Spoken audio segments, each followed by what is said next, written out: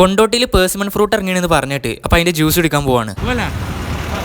നമ്മൾ ചെക്കന്മാർ നടക്കണുണ്ടല്ലേ. അപ്പോൾ എങ്ങോട്ടാ പോകണമെന്ന് വെച്ചാൽ കൊണ്ടോട്ടിക്കാർക്ക് വളരെ പരിചിതമായിട്ടുള്ള അമാന ലൈവ് ജ്യൂസിലോട്ടാണ്. കൊണ്ടോട്ടിയിൽ നല്ല ജ്യൂസും ഷേക്ക് കിട്ടുന്ന ഒരു കടയാണിത്. കൊണ്ടോട്ടി വന്നാൽ ഇവിടുന്ന് ഒരു ജ്യൂസ് അല്ലെങ്കിൽ ഒരു ഷേക്ക് അത് മസ്റ്റാ. അപ്പോൾ ഇതാണ് പേഴ്സിമൺ ഫ്രൂട്ട്. കാക്കപ്പഴം, കാക്കിപ്പഴം, കക്കപ്പഴം എന്നൊക്കെ പറയുന്നവർക്ക് എന്തും പറയാലോ അല്ലേ. നല്ല വിലയുള്ള സാധനമാണ്. തുർക്കിയിൽ നിന്ന് ഇമ്പോർട്ട് ചെയ്താന്നാണ് പറഞ്ഞത്. നമ്മൾ ജ്യൂസ് സീതപ്പഴത്തിൻ്റെയും പേഴ്സിമൺ ഫ്രൂട്ടിൻ്റെയും ഒരു കിവി ഷേക്കും ഓർഡർ ചെയ്ത്. ഈ ഷോപ്പ് നിൽക്കുന്നത് നമ്മൾ മേഴ്സി ഹോസ്പിറ്റലിൻ്റെ ഫ്രണ്ടിലാണ്. അപ്പോൾ നമ്മൾ വെയിറ്റ് ചെയ്യാണ്. സാധനം മിക്സിയിലിട്ട് കറക്കിക്കൊണ്ടിരിക്കുകയാണ്. റോഡിൻ്റെ സൈഡിലായതുകൊണ്ട് വണ്ടി പോണത് കണ്ട് ഇങ്ങനെ കുടിക്കാൻ ഫീലാണ്. അപ്പൊ നമ്മൾ പറഞ്ഞ 3 കടവക്കെട്ടന്മാർ എത്തിക്കഴിഞ്ഞിട്ടുണ്ട്. ഇത് കിവി ഷേക്ക് സാധനം നല്ല തിക്കാണ് കേട്ടോ. പിന്നെ ഇത് സീതപ്പഴം, ഇതാണ് നമ്മളെ പേഴ്സിമൺ ഫ്രൂട്ട്, ഒരു ചെറിയ ഇളം ഓറഞ്ച് കളറിലൊക്കെ കണ്ടില്ലേ. അപ്പൊ ആദ്യം തന്നെ നമ്മളെ പേഴ്സിമൺ ഫ്രൂട്ട് കാക്കപ്പഴം അതൊന്ന് കുടിച്ചു നോക്കി.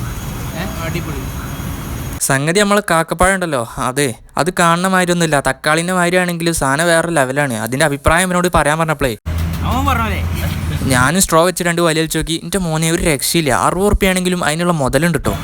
നിങ്ങൾ ട്രൈ ചെയ്യാൻ പറ്റിയ അടിപൊളി സാധനം. പിന്നെ നമ്മൾ കിവി ഷേക്ക് നല്ല തിക്ക് കൺസിസ്റ്റൻസി ഇനി, പക്ഷെ അതിന്റെ രസം നമുക്ക് വല്ലാതെ അങ്ങോട്ട് പിടിച്ചില്ല.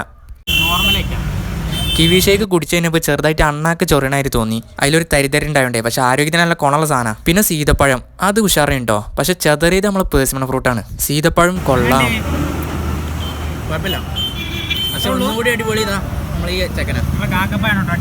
അപ്പോൾ വണ്ടി എടുത്ത് 100-110 പോകുന്നോളി. ഹെൽമെറ്റ് എടുക്കാൻ മറക്കണ്ട.